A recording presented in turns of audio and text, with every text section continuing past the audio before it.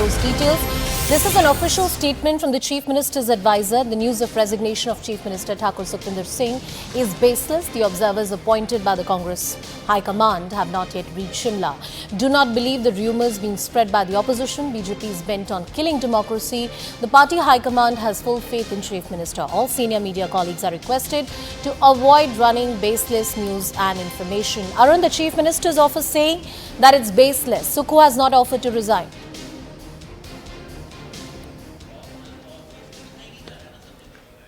Well, that's right. The statement of media advisor of Sukhvinder Singh Sukhu has just come out and clarifying that all the reports which are being run on social media or on media are not true. Options are being mulled by the party, but Sukhvinder Singh Sukhu will not resign. But of course, it's a matter of time, Anusha. I mean, if Congress party, thinks that they want to save the government here in the state, and if they find it conducive to make a change at the top, they will do it. But then who will be giving that responsibility is something which is very interesting, because then again Congress party does not want to be in the same position where they are at this moment. We are seeing some movement is happening here, but I guess these are the security police personnel who are coming out. So, this area is completely fortified, Anusha, because of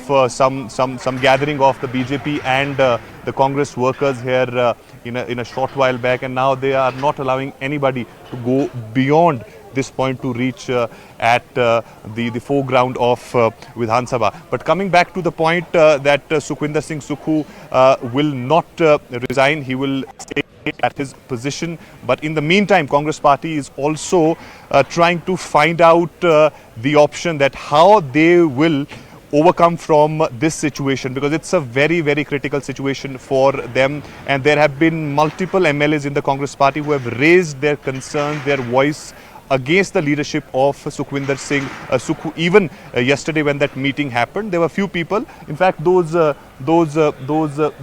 Congress MLAs who just came back from Panchkula today, they also said that if there is a change of guard at the top, then they would change their decision. They would listen to the top leadership of the Congress party. So very interesting things are emerging out of this. They are also giving signs that they are with the party, but they want change at the top. They want change at the top. Let me bring in Pallavi also into the discussion. Pallavi, it's a clear official indication from the office of Chief Minister that these are rumors which are being spread, and this is a rumor which is being spread by the opposition, and BJP is bent on killing democracy. The party High Command has full faith in Chief Minister, and all senior media colleagues are requested to avoid running these baseless news.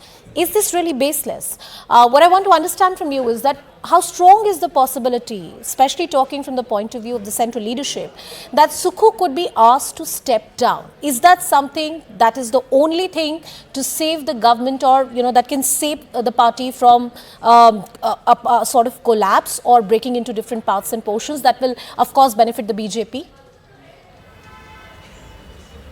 See, Anusha, yesterday at that meeting which took place, when there were MLAs who were complaining about the fact that they cannot work under Sukhvinder Singh Sukhu, it is at that point of time where Sukhu says, listen, I'm not greedy about this place. If you want me to go, I'm ready to go. But no call, there was zero silence which came in from the top Congress leadership. At this point of time, the Congress would never really want to buckle any kind of pressure. And this is what we were talking about, Anusha, because there's no guarantee. If today you listen to the MLAs who are disgruntled, change the CM, another batch of MLAs would not come up tomorrow who now demand something else. See, if you look at the pattern, we saw a similar kind of a so-called rebellion in Rajasthan. We saw in Chhattisgarh, but there was no change of guard over there. The Congress tried to reach out, tried to placate the CM and the opponents of the CM so as not to rock the boat. Here also the entire idea of dispatching the observers is that one-on-one round meeting with the MLAs, try to get their mind, try to find out from them that is there any other solution. If they want a cabinet reshuffle, then so be it. Will another deputy CM who can be appointed for regional balance, to balance out matters politically, that's also something which is going to be discussed. So it's still very early days yet. At this point of time, you cannot make a weak government already look weaker when the CM decides to quit or he's asked to resign, even when the backroom negotiations are still going on. Absolutely. The backroom negotiations are still going on.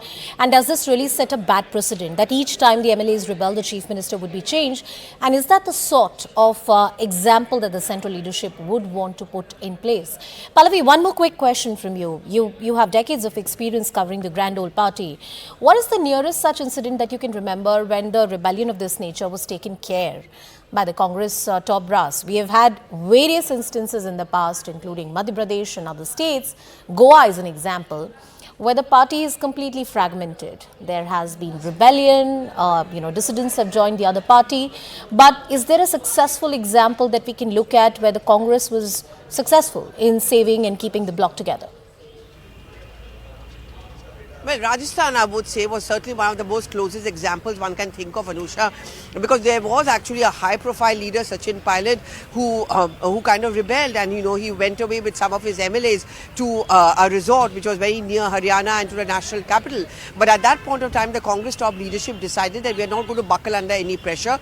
But the difference is that Ashok Gehlot was much, much more powerful then. He had more numbers of MLAs with him, and the Congress had a less reason to be worried about.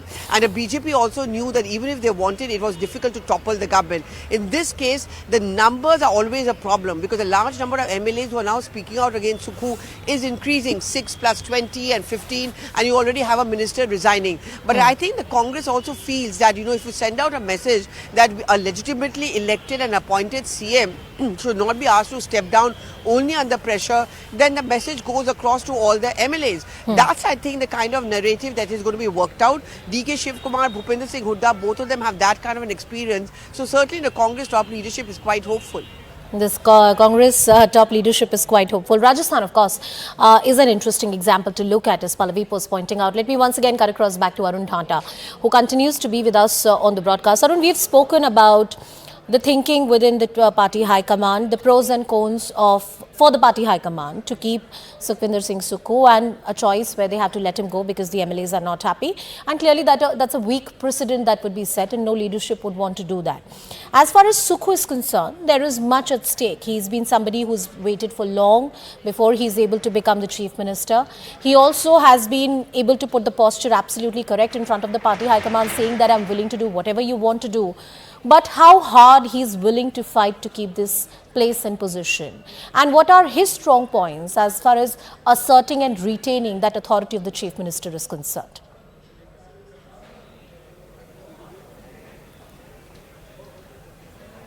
Well, see, Anusha, one thing is very clear, that there are very few MLAs at this moment who are with Sukhvinder Singh Sukhu.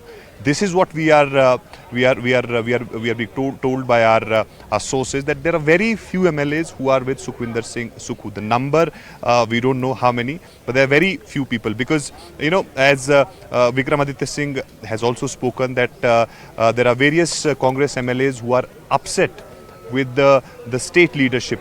There are various works in those MLAs constituency which is not being done.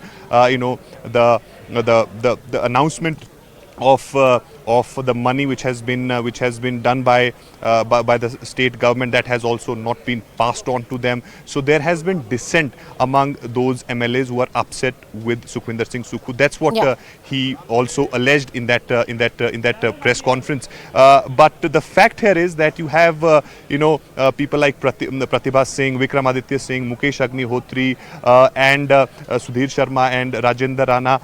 Apart from that, we are also told there are few other MLAs who were silent before this. They did not say anything in the public, because these people whom I just named, they've been speaking in public about this government, that how they are not getting funds, how their works are not being done. But there are few other MLAs who have not spoken it openly. They are keeping things inside them. But now they are realizing that this is the opportunity to really cash in. And I think that's the worry which Sukhvinder Singh Sukhu has at this moment. And that is the reason why these top leaders of the Congress party speaking to MLAs, trying to placate them, trying to resolve their issues, trying to, find out the exact root cause so that they can, rectify it, they can correct it, and so that they can, take this government forward. Remember, just one year 2 months of this Sukhvinder Singh Sukhu's government, and it seems already is in troubled water. So how they are going to finalize a strategy here which will